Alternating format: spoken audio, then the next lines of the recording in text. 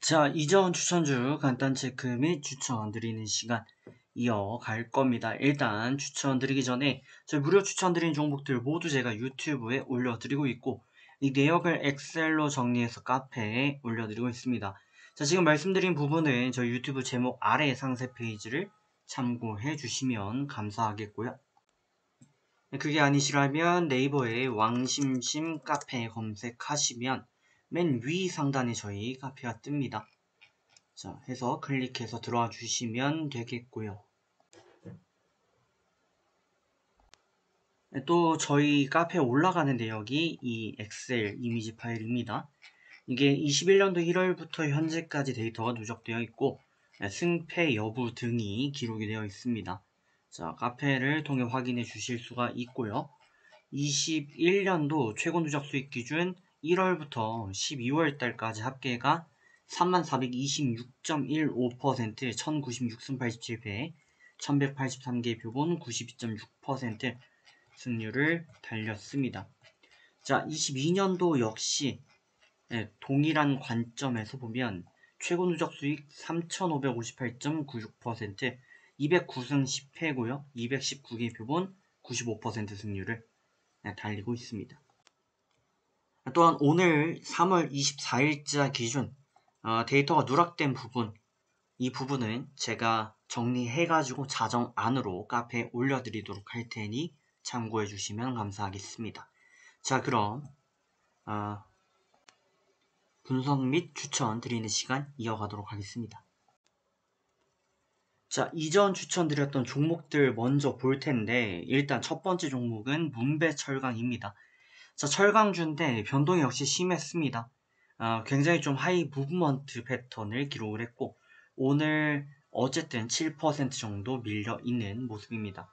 좀 아쉬운 부분이 있지만 또 단기적인 포인트에서 라인 이탈도 좀 나타난 바는 있습니다. 그래서 뭐 매도를 하실 수 있지만 아직 좀 살아있다라고 보여지므로 좀 비중을 바꿔서 접근을 이어가신다면 60분봉 22평 잡고요. 북은 오히려 담아서 더 보시면 좋을 것 같습니다. 비중 조절을 좀 해주시면 좋을 것 같고 그 다음에 이제 한양디지텍은 오늘자 기준 4.3% 16,700원까지 올라왔습니다. 그래서 16,700원 승 잡도록 하겠고요. 그 다음은 한국정보공학인데 얘가 좀 빠져있죠. 얘 역시도 좀 아쉬운 부분이 있습니다.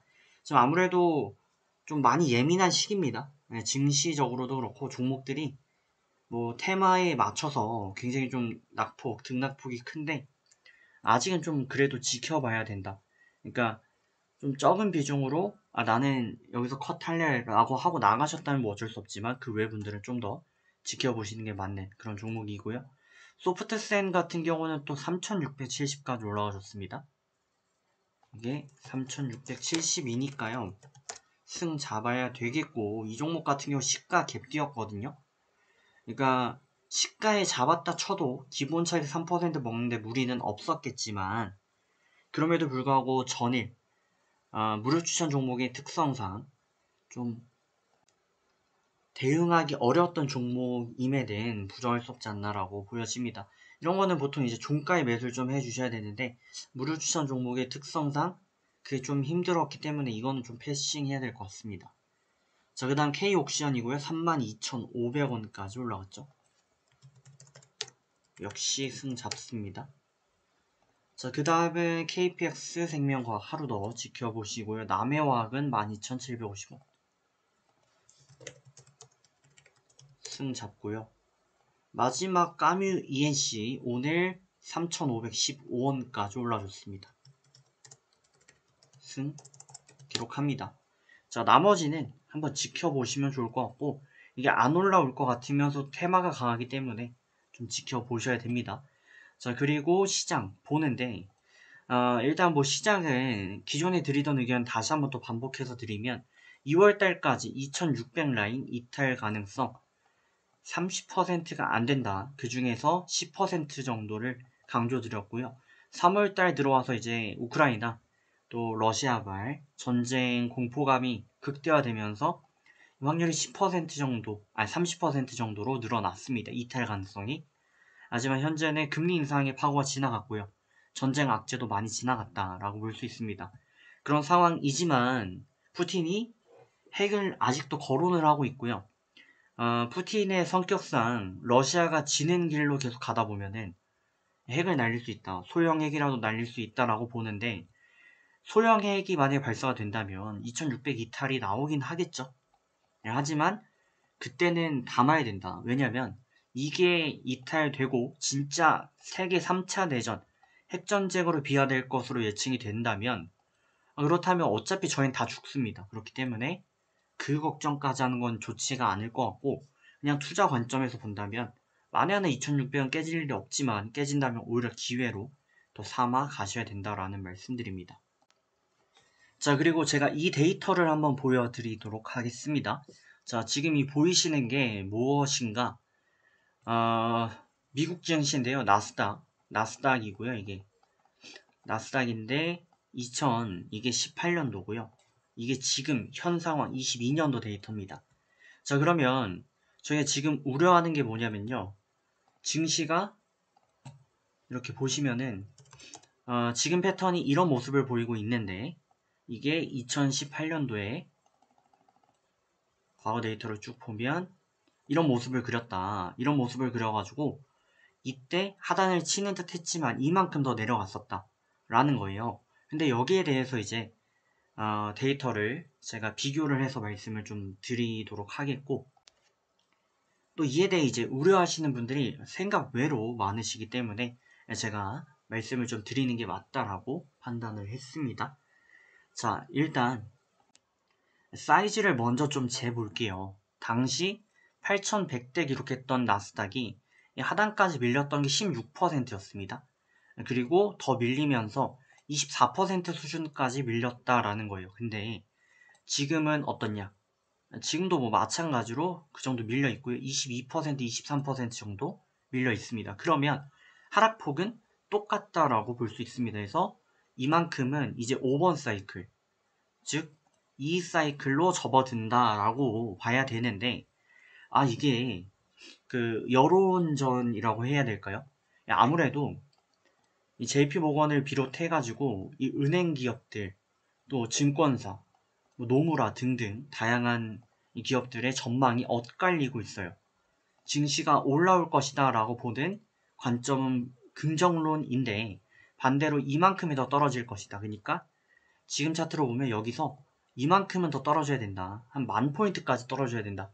나스닥이 그 정도 떨어져야 된다고 주장을 하는 그런 부분도 있습니다. 그럼 이게 이제 주장이 얼마나 빈약한가를 저희가 또 봐야 되는데, 자, 일단 빈약하다라는 의견을 제가 왜 말씀을 드리냐면, 저희가 일단 첫 번째로 인지해야 되는 게 이런 게 있습니다. 이 기관지는, 증권사들은 미국의 월가라고 하는 곳들에서 의견이 갈리는데, 의견이 왜 갈리는가? 이 사람들 중에서는 증시가 오를 거라고 하는 사람도 있고요. 내릴 거라고 하는 사람도 있습니다. 근데 이들은 포지션이 다 달라요. 그러니까 쉽게 말해서 주식만 투자하고 있는 사람이 있으면 당연히 뭐 저도 마찬가지일 수 있죠. 어쩔 수 없이 횡복 회로를 돌릴 수밖에 없고 증시는 오를 거라고 보는 관점이 많을 수밖에 없습니다. 근데 만약에 채권에 투자를 했거나 인버스 공매도를 좀 걸어놨다라고 하면 그 사람들은 하락해야 수익이 나잖아요. 이 사람들은 당연히 증시가 하락하라고 빌 수밖에 없습니다. 그러다 보니까 하락에 대한 위기 심리를 좀 많이 불어넣는 그런 격이 있다라는 거고, 실제로 저희가 한 가지 데이터를 좀 보면요. 자, 미국에서 굉장히 핫하게 이슈가 되고 있는 인물 중 하나가 빌 에크먼이 있습니다. 이 사람이 뭐 제2의 리틀 버핏이다 라고 하면서 굉장히 좀 많이 이슈가 되고 있어요. 근데 이 사람의 투자 방법이 뭐 철도주나 가끔씩 이렇게 소비주, 그러니까 예를 들면은 그 음식 같은 거 있죠? 그런데 투자하면서 워렌 버핏과 비슷하다라는 인상을 주지만, 이 사람이 부자가 된 이유가 저희 코로나 때 증시가 폭락하면서 유가에 베팅을 했던 사람이죠. 네, 그런 거에 베팅을 했기 때문에 증시가 하락하기를 바랄 수밖에 없었던 사람이었고, 이게 보시면은 3월 8일 지금 세계 3차 3차 세계대전이 시작된 것 같다. 이러면서 이제 분위기를 굉장히 좀 안 좋게 했어요. 하지만 이런 말들 끝에는 항상 이렇게 넷플릭스 매입 이런 것들이 있었다라는 거죠. 실제로 코로나 당시에도 굉장히 부정적인 말들을 많이 했어요. 그러면 이 사람은 무엇인가? 자기 포지션에 맞게 말을 하고 있는 사람이라는 거죠. 그러면 자기는 자기 관점에서 봤을 때는 증시가 폭락해야 더 남을 수 있으니까 시장을 일부러 교란하는 그런 행태를 하는 거고, 이 사람이 반대로 넷플릭스를 샀는데 넷플릭스가 더 떨어질 것 같다라고는 안 하잖아요. 그죠? 그런 관점에서 봤을 때 이 시장에선 고의적인 이 의견을 내는 그런 사람들이 부류가 많이 있다. 자, 단순하게 22년도를 저희가 봤을 때도요, 넷플릭스를 사고 단기적으로 7.5% 폭등했다라고 했습니다. 이 자기가 그만큼 강한 포지션을 가지고 있고 영향력이 강하다라는 것을 알고 있는 사람이요. 그러다 보니까 이때는 보시면 21년도 11월 29일에는 오미크론 변이종이 또 증세에 약하면 증시에 긍정적이다. 이런 말도 한 적이 있어요. 그죠? 그러니까 입장이 자기 상황에 따라 달라져요. 분명 저희가 이런 사람들을 보고 투자하는 거는 맞지만 이 사람들은 이렇게 넷플릭스가 폭락했을 때 사들였다가 뭐 하루 이틀만 이렇게 돈을 훅 벌었다가 뭐 말들이 이렇게 바뀝니다. 긍정적이다 그랬다가 보세요. 이게 11월 29일인데 12월입니다. 근데 1월달 들어가지고 한 두 달 만에 이렇게 의견이 이렇게 바뀌어버려요. 그러니까 뭐 이 사람뿐만이 아니고 대부분의 사람들이 자기 포지션에 맞게 의견을 지금 내비치고 있는 것뿐이 안 된다라는 부분입니다. 그래서 저희도 마찬가지로 긍정론이 좀 많을 수밖에 없기는 해요. 그래서 하락에 대한 이 이야기도 많이 귀담아 들을 필요가 있는 건 사실입니다. 하지만 그럼에도 불구하고 좀 과한 억측들이 있다. 그게 이제 이런 부분을 좀 보시면요. 지금 이 나스닥과 관련해가지고 이게 18년도 데이터고요. 이게 22년도인데 1번 박스의 모습이 똑같죠. 똑같은데 근데 또 2번도 똑같고요. 3번도 똑같아요. 근데 이거를 보고 이제 일부에서는 아니다. 지금 타이밍이 이 박스가 틀렸다. 라고 주장을 하면서 예를 들면은 지금 이 타이밍이다. 라고 주장을 하기도 합니다. 혹은 뭐 18년도와 다르기 때문에 내려갈 수 있는 포지션이다. 라고도 말을 하고 있고요. 좀 궤변이라 그럴까요? 좀 18년도 데이터가 똑같다라고 해놓고 18년도와 지금은 다르기 때문에 밀릴 것이다. 이렇게도 의견이 나오고 있습니다.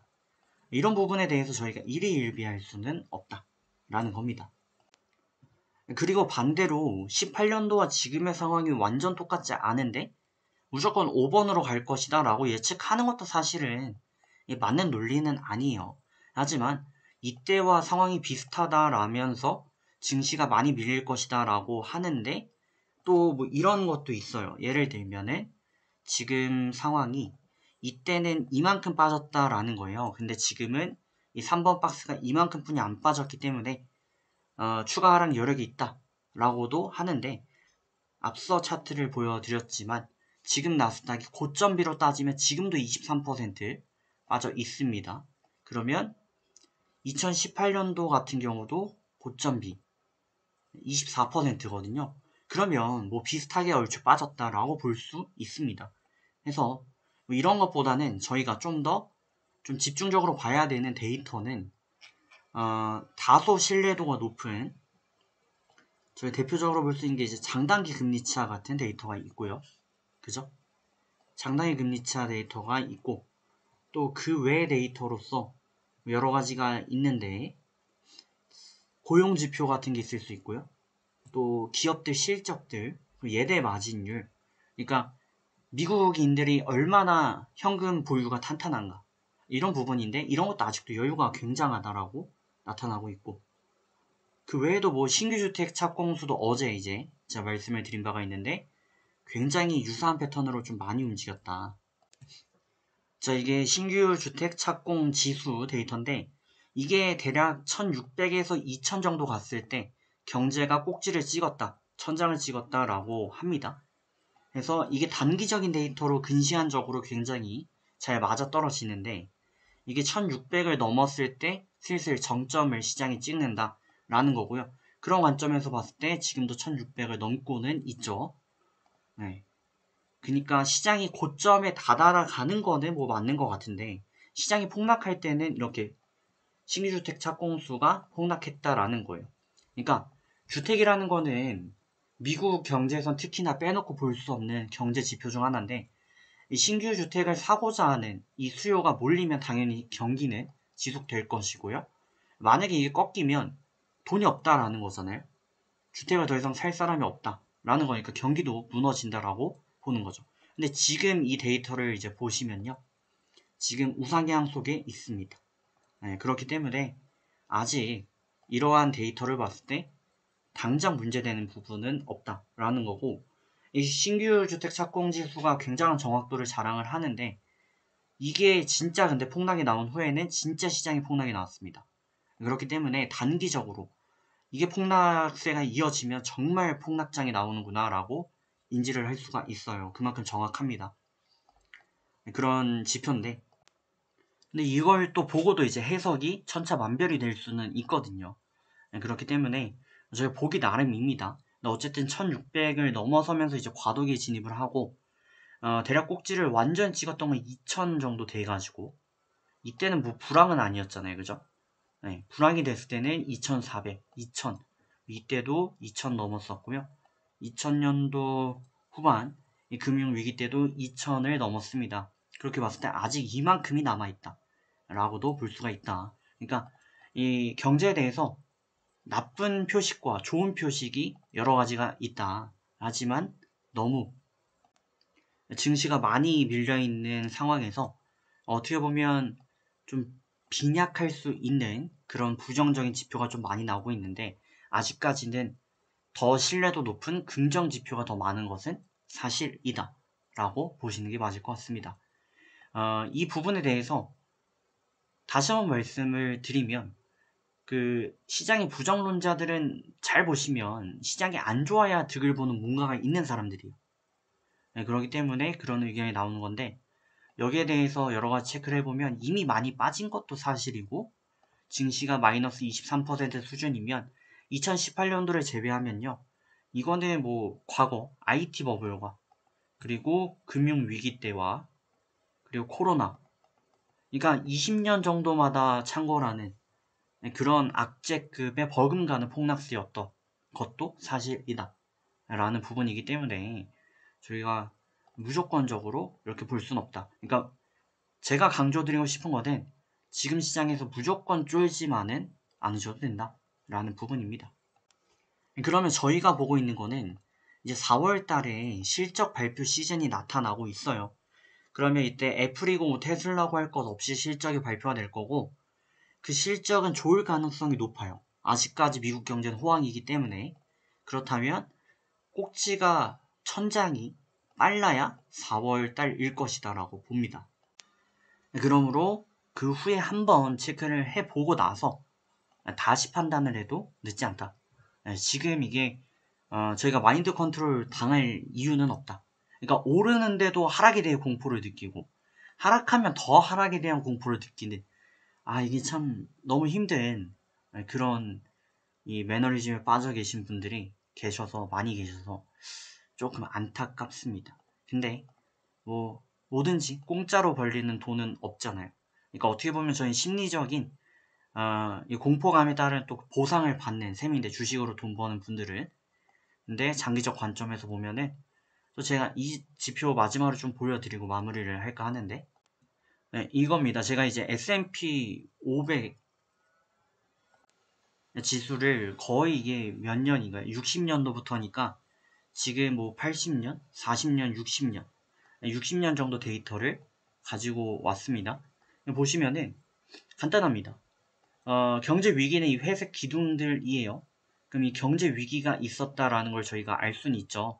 근데 이게 시간이 지나고 나면 항상 이렇게 올랐었다라는 게 팩트입니다. 보통 이제 주기가 20년 정도 오르고요. 10년 정도 쉬었다가 20년 오르다 10년 쉬었다. 이런 관점인데, 지금 2010년도부터 시작을 했다 치면 지금 주기의 절반뿐이 안 와 있어요. 80년도부터 여기까지 10배 올랐거든요. 증시만. 증시만 10배 올랐습니다. 20년 동안. 근데 지금 너무 비싸다. 지금 증시가 너무 고점이다. 네, 막 난리가 지금 나고 있는 그런 상황인데 S&P 지수가 1000에서 지금 4000, 5000 정도까지 올라왔어요. 그죠?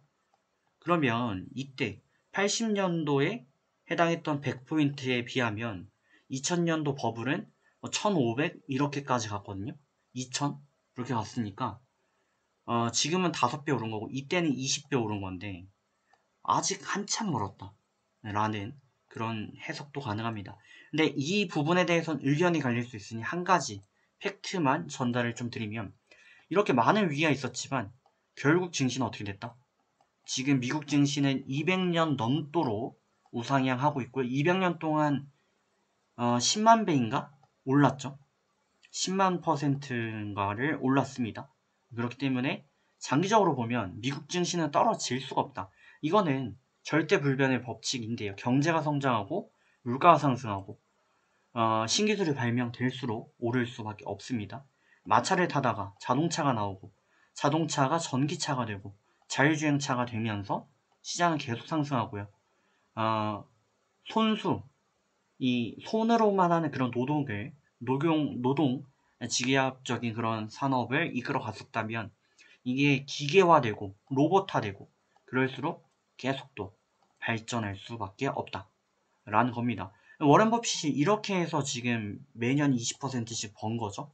그 수익이 지금 얼마죠? 워렌 버핏 재산이 100조가 넘습니다. 네, 그렇기 때문에 1년에 20%예요. 굉장히 적은 것 같지만 이게 몇십 년 쌓이니까 큰 돈이 됐잖아요. 네, 마찬가지로 저희도 그런 식으로 시장을 바라보면 되겠다라는 의견 드립니다.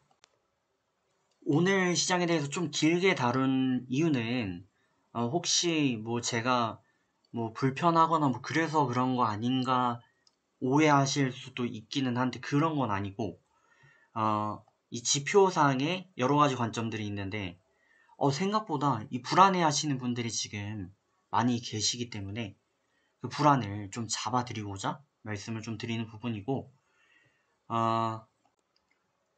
최대한 좀 많은 분들께서 도움이 되셨으면 하는 그런 부분에서 또 이렇게 올려드립니다. 다들 잘 대응해 주시고 버텨 주시고요. 힘드시지만 이게 4월쯤 되면 또 추가 상승폭이 나타날 가능성이 높기 때문에 그때 보고 또 저희는 판단을 해보도록 하겠습니다. 자, 좋은 결과 만들어 가시길 바라겠고 저는 잠시 후 또 추천으로 뵙도록 하겠습니다.